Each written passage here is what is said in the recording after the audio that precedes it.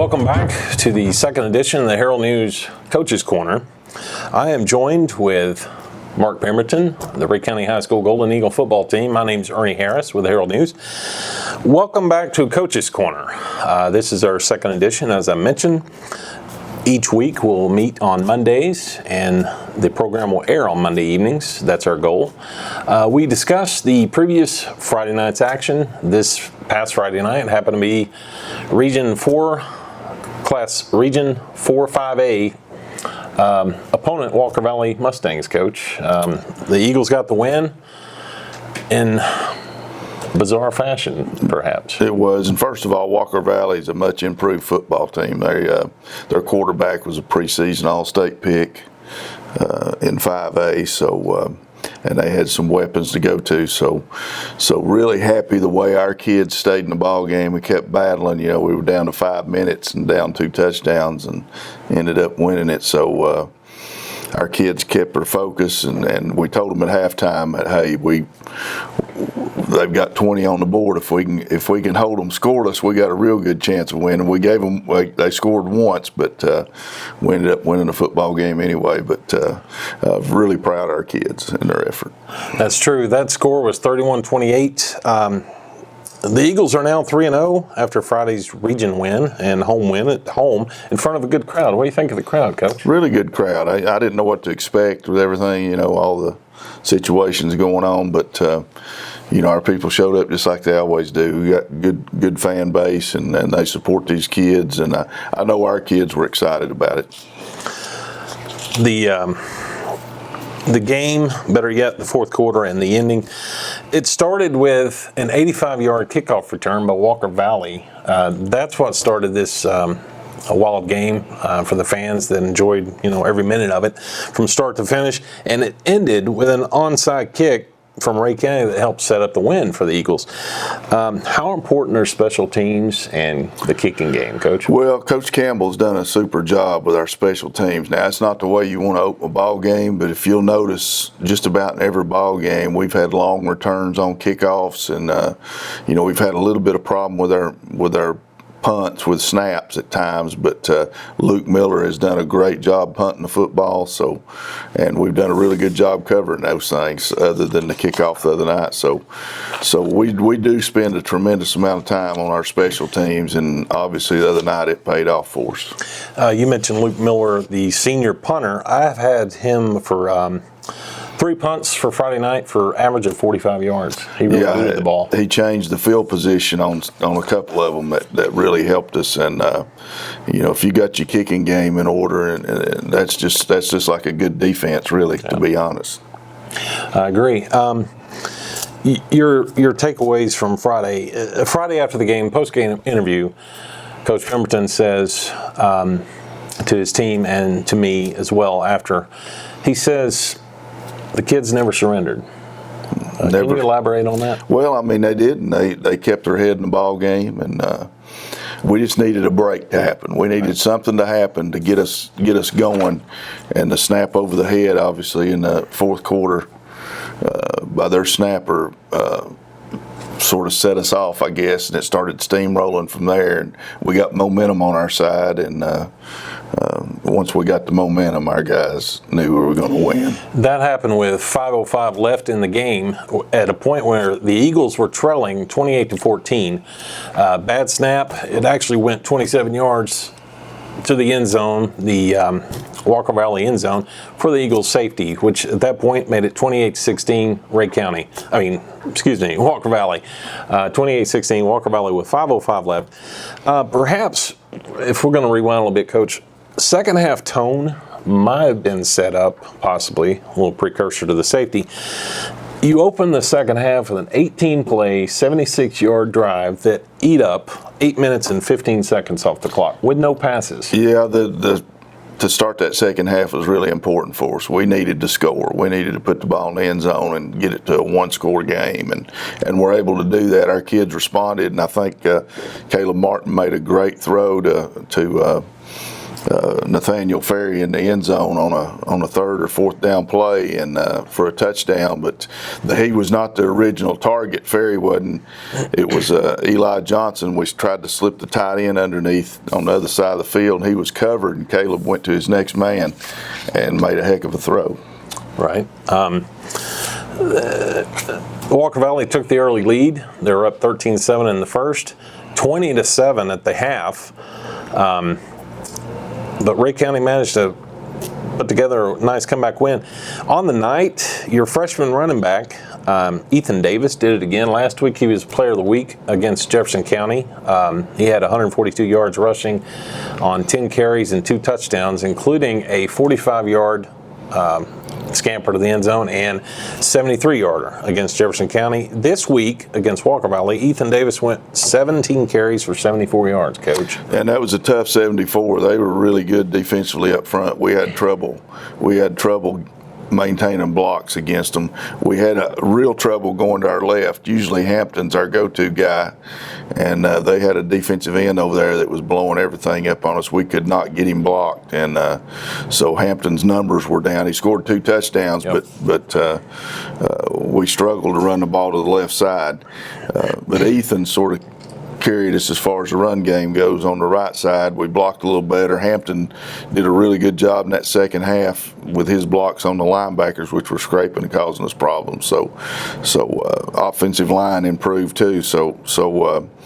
And we were able to throw the ball. Just like I told you last week, we've got a guy that can throw the football. So we had some receivers that went and got it, and we were fortunate enough to make enough plays.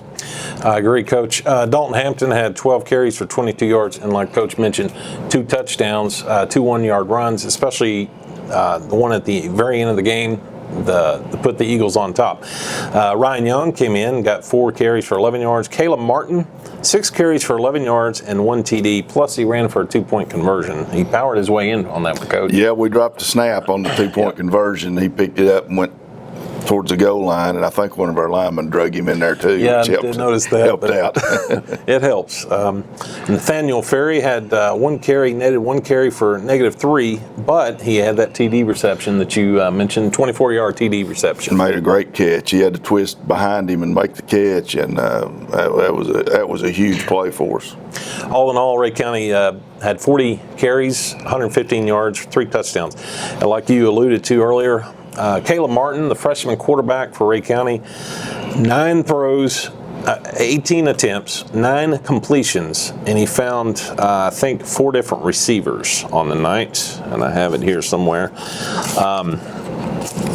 and 1 interception. First half, though, he went 3 of 7 with 1 interception for 52 yards. In the second half, and mostly in the fourth quarter, Martin went 6 of 11, 0 picks for 121 yards and the touchdown, Coach. Yeah, he made some really good throws late in the game, especially on the outside to Pankey and Goodwin.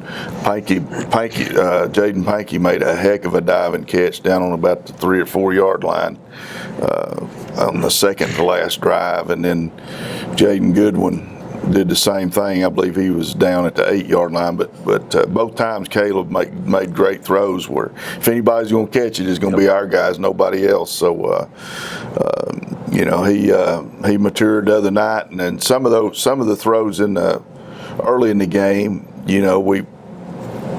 poor coaching on my part. We hadn't worked on some of those enough in practice where he was comfortable with it and didn't know the right guy to throw to, I don't think. So and that's going to come with time. You keep in mind he's just a freshman. Right. And he's got tremendous potential, and he played really well and has done a great job so far this year in the first 3 games. Very nice. Like you mentioned, on the game-winning drive that started at the Walker Valley 48-yard line, with 3:08 remaining in the game, Martin went 2 for 2 for 42 yards, hitting Davis for 14 yards. Looked like a middle screen type play. Yeah, it's a screen to the left side. We their pass rushers coming pretty hard, so we set it up with a screen and got 3 guys out front, and Ethan did a good job getting 14 yards out of it. He had some good blocking out there too. Yeah. And then he hit Jaden Goodwin for 28 yards to the 8-yard line, which set up the Hampton touchdown. Yeah, they locked up man on the outside. They were playing tight man. I think that guy was right on top of him, but he had his butt inside, so that it set the fade up perfect for us and the deep ball. And Caleb made a great throw, and Goodwin made a good adjustment and made the catch. It was a great catch. Martin converted the 2-point try after the Hampton touchdown on that drive. This was all set up by Cole Ruling, your sophomore kicker's perfect textbook onside kick. That's how I'm going to word it in my game story, by the way. Well, I mean, it was. You couldn't ask for any better. The first one was good, by the way, but the second one was even better. Yes. And he works on that every day, and man, that was just, that's just like you draw it up. You pop it up where you got a chance to catch it right on the sideline over there, and Gavin Roddy went up the ladder and got it, and he came down and had 1 foot in bounds, which was, I was standing looking right at it, so if it had overturned that, I was fixing to raise Cain, but yes, that was a perfect kick and catch. It was on the Ray County sideline right there in front of you, like you suggested. Yeah. It was perfect textbook, and Gavin Roddy just phenomenal play, went up for the ball, and it was like you told me Friday night, he climbed the ladder for the ball, and just exceptional play. Caleb Martin, the freshman quarterback, hit 4 receivers on the night. Jaden Pankey had 4 catches for 83 yards. Jaden Goodwin had 3 receptions for 52 yards. Nathaniel Ferry had 1 catch for a 24-yard touchdown we mentioned earlier. Davis had 1 catch for 14 yards. Gavin Roddy had 4 returns, including 3 kickoffs and 1 punt for 85 total yards. How do you do for you, Coach? Well, I mean, that's what I was talking about earlier. Our special teams, especially on our kickoff returns and on some of our punts, we've done a really good job blocking, and our guys have, and we spent a lot of time with it, and our guys have done a good job finding the holes, and it sets us up in good field position. Very nice. Yeah, he. I want to say he had a 56-yard return on one of them. He did. That set you up very nicely. Yeah. Perhaps Gavin Roddy's biggest play was the onside kick recovery, as we mentioned earlier. Brother and free safety Amari Roddy had 2 picks on the night, Coach. 2 interceptions. 2 huge interceptions, I think, both in the second half, maybe. And especially that one late to stop their last-ditch effort. So, and Amari's got really long arms. He can go up the ladder, too, and get a ball, and he made a great catch on that last interception. And what a fantastic, that's when you know you got to win. Yes. Amari caught his first interception with 10:48 left in the fourth, and then, like Coach said, 9.9 seconds remain on the clock. He went up for the interception, excuse me, and came down on the Ray County 37-yard line to essentially seal the game. Right. Cole Ruling went 3 for 3 on PATs. Luke Miller's, as I mentioned earlier, punting 3 for 45-yard average. Penalties, Coach, were minimal this week, and no fumbles for either team. Yeah, we've definitely improved as far as that goes on the penalties, from the first ball game where we had 21 or 2, which was poor coaching on my part. But we got that adjusted, and if you're going to win big ball games, you can't turn it over. We had 1 interception, but you can't turn it over, and you can't get penalties to put you in jeopardy, especially with the type of offense we run. So really proud of the improvements we've made there, and hopefully we can keep getting better. Very good. Last week, I believe you had, against Jefferson County, you had 3 penalties for about 20 yards or such. So, from 21 to 3 to, very few this game. Walker Valley rushing, like we discussed last week in Coach's Corner, Coach said they're going about 60-40, 60% passing and 40 running. He was almost dead on the money. They had 27 carries for 51 yards, 3 touchdowns. They had 33 pass attempts for 21 completions for 214 yards and 265 yards total offense. So you're about on the money. The film was correct, I guess, right? Yeah, they're a good offensive football team. I mean, like I said earlier, they got a quarterback that's preseason All-State pick, and got some guys that can catch football, and a little tougher to defend them when they're 60-40 like that. If they're like in the past, they've been 85% pass during a game, it makes it a little easier to defend them. But when they mix the run in, even though they weren't really successful with the run as much, it still causes you to have to defend it, and it changes some of your dynamics as far as in the secondary goes. But I thought our guys, to shut them down to 265, that's probably a pretty good night for us, to be honest. Like you said, they spread it out and then they run it, mix it up, back and forth. Credit your defense, perhaps? Or Oh, yeah, they played a lot better. We've played better in the second half of each ball game so far. We just got to get it. We just got to do a better job in the first half. We've given up too many points and too many yards in the first half of each game we've played. Coach Mosier and the defensive staff have made some really good adjustments going into the second half, and we've played a lot better in the second half. So hopefully we can put 4 quarters together.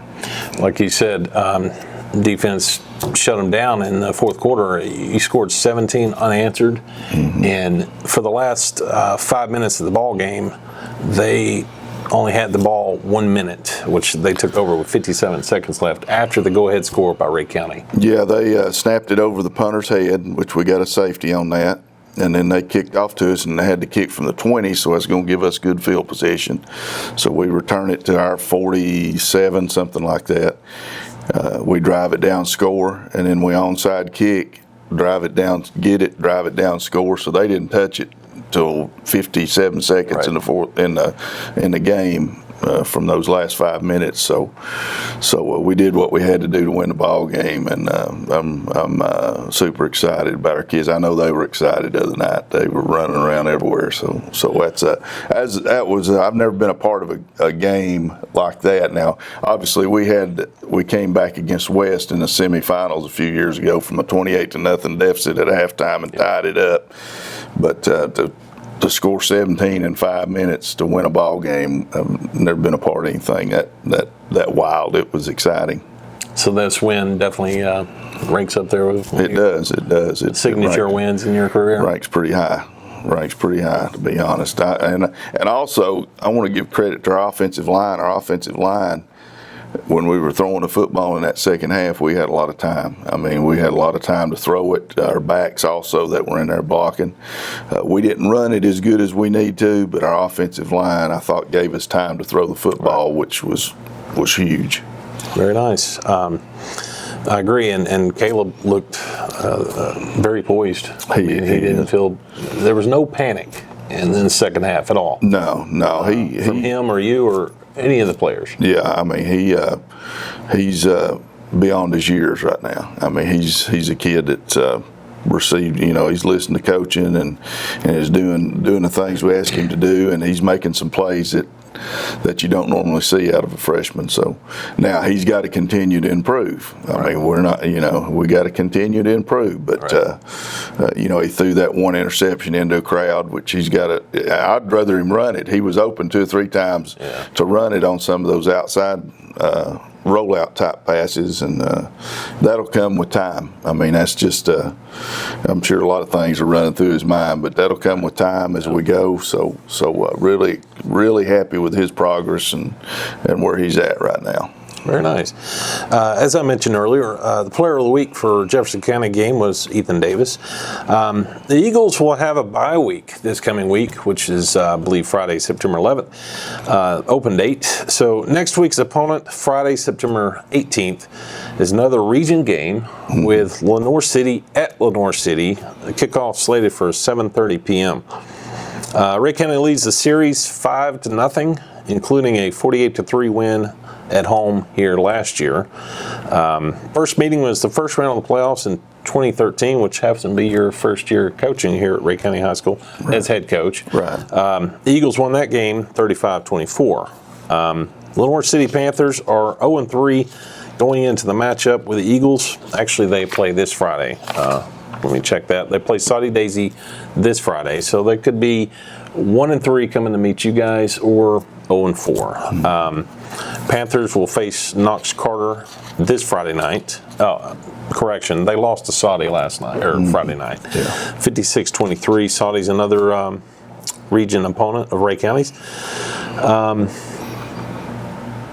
know the Eagles won't face them until next week, but what are your thoughts? Have you looked at Lenoir City yet? Yeah, we've had some sneak peeks. Okay. obviously it's a region game, so it's a game that's going to determine a home playoff game in the first round or travel probably. So, or it'll knock you down in the standings anyway. But if we win, that'll assure us, I'm pretty sure, of a home playoff game. So we got to approach it like it's a playoff game. Okay. Like it's and that's the way we'll attack it. Now we won't this off week. We're off Monday. We'll practice Tuesday, Wednesday, Thursday. Off Friday. Okay. And then we're right back into our routine going into the North City game with practice Monday through Thursday. So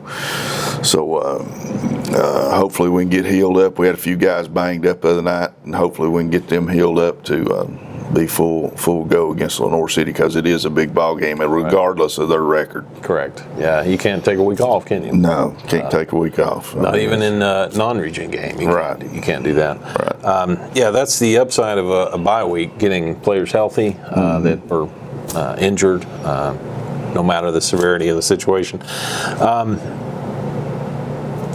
I want to encourage Eagle fans to attend all the games.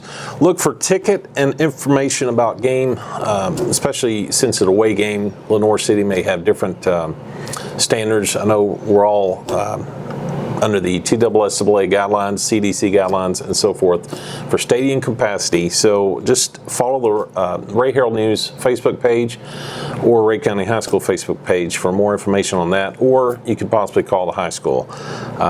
Thank you, Coach. Any words to the fans from Friday night's win? No, we appreciate them. They were loud. I mean, it got loud there in the last few minutes of the game, but it's a great place to coach and a great place for these players to play. I mean, this Ray County's second to none in my book, and we appreciate all the fans being there and being loud, and look forward to the next home game. They were loud Friday, that's for sure. Yeah. It was exciting. It was. Like you said, I've seen a lot of football games, and I haven't seen a comeback like that, and for it to work out like that and get the win. Like you referenced the Knox West game in 2014, I believe, the semifinal game, but went to overtime, didn't work out for the Eagles, but Friday definitely did. Yeah, I mean, that was everything. To have that kind of win happen, things have to fall into place, and the guys have to make plays, and our guys made plays and made it happen. So Walker Valley played a heck of a game, but I'm glad we came out on the other end of it. I'm glad for you guys. Thank you, Coach Mark Pemberton, the Ray County High School Golden Eagle football coach. I'm Ernie Harris with the Herald News. Thank you.